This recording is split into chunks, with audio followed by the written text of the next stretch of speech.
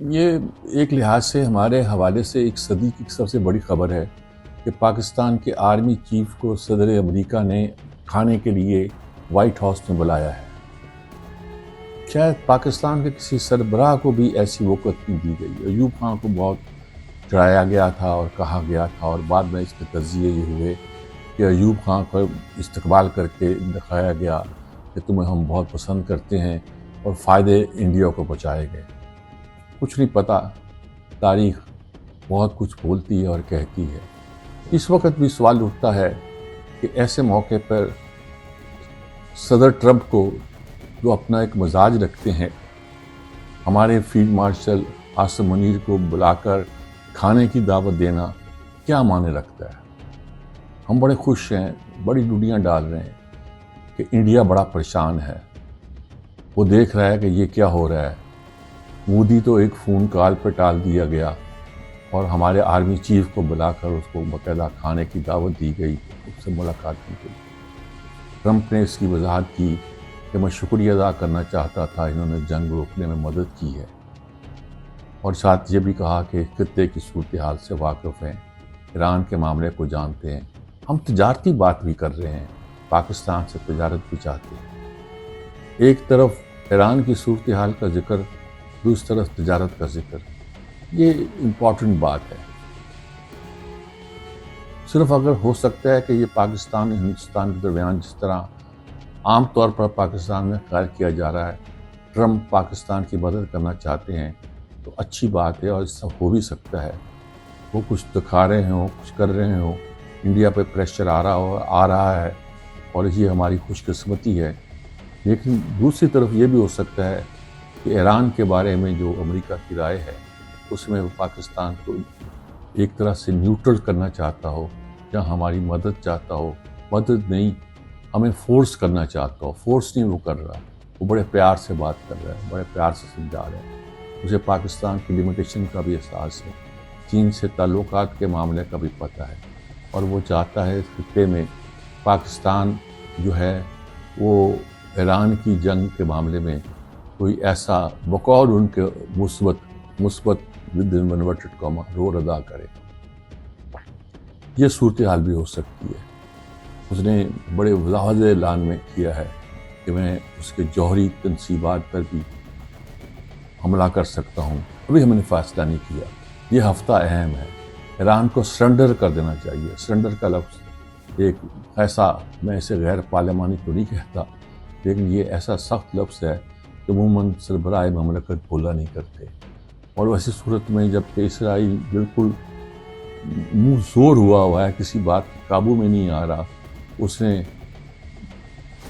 اپنی حملہ پہلے کرتے کرتے اب ایران پر ڈائریکٹ حملے شروع کر دیے ہیں، اور یہ کہتا ہے کہ میں اسرائیل کی سائٹس کو تباہ کر دوں گا۔ ٹرمپ نے یہ بھی کہا کہ ہمیں پتہ ہے کہ ان کا نام نہاد سربراہ، نگران اعلیٰ، مذہبی سربراہ کہاں چھپا ہوا ہے اور کس مورچے میں ہے، لیکن ابھی ہم اسے قتل نہیں کرنا چاہتے۔ ابھی ہم قتل نہیں کرنا چاہتے، یعنی ہم یہ بھی کر سکتے ہیں کہ اسے قتل کر دیں۔ وہ رجیم چینج کی بات بھی کر رہے ہیں۔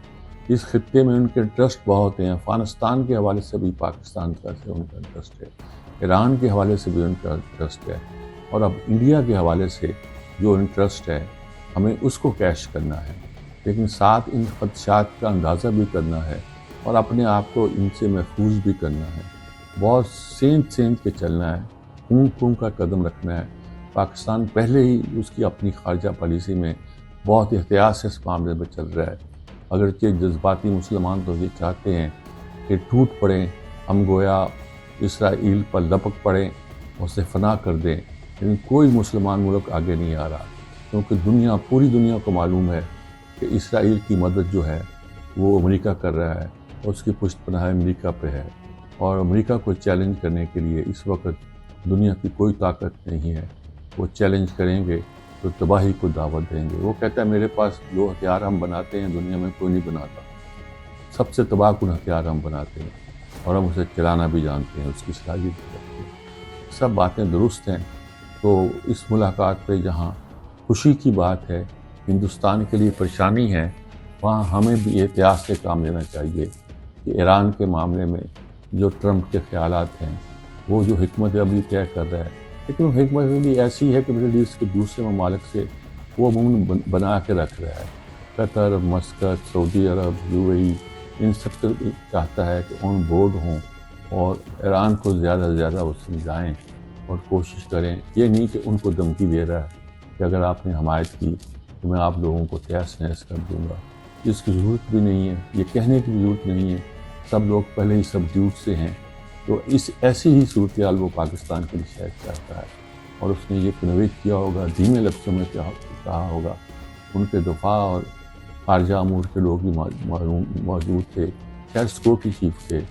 تو میرے خیال میں یہ ملاقات بہت اہم ہے اور پاکستان کے حوالے سے بہت کچھ اس میں پوشیدہ ہے، ہمیں اس کے بارے میں محتاط رہنا چاہیے۔ ہاں، ایک بات پہ ہمیں اور خیال رکھنا چاہیے کہ اس خطے کی جو صورتحال ہے وہ بدل چکی ہے۔ اب جہاں روس کا اور چین کا خاص طور پر بہت انٹرسٹ ہے، اور چین ایران کے معاملے میں بھی بہت انٹرسٹ رکھ رہا ہے، کیا اس دورے کے بعد، پاکستان واپس آنے کے بعد، پاکستان جس کا بہت انحصار اپنی عسکری معاملات پر، اپنے ہتھیاروں کی فراہمی کے سلسلے میں، یہ بھی کبھی خبر آئی تھی کہ ہم چین سے جدید ترین 40 طیارے حاصل کرنا چاہ رہے ہیں۔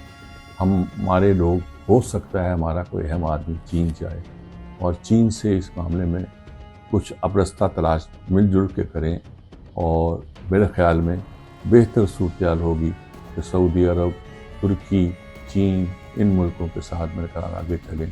چین اپنا اثر رکھتا ہے لیکن وہ بھی احتیاط سے چل رہا ہے، ہمیں بھی چین کے راہ پہ سوچتے ہوئے آگے بڑھنا ہے۔ خطے میں چین کے مفاد کو دیکھنا بھی ہے اور اپنے آپ کو خام خواہ کسی ٹسل میں نہیں ڈالنا۔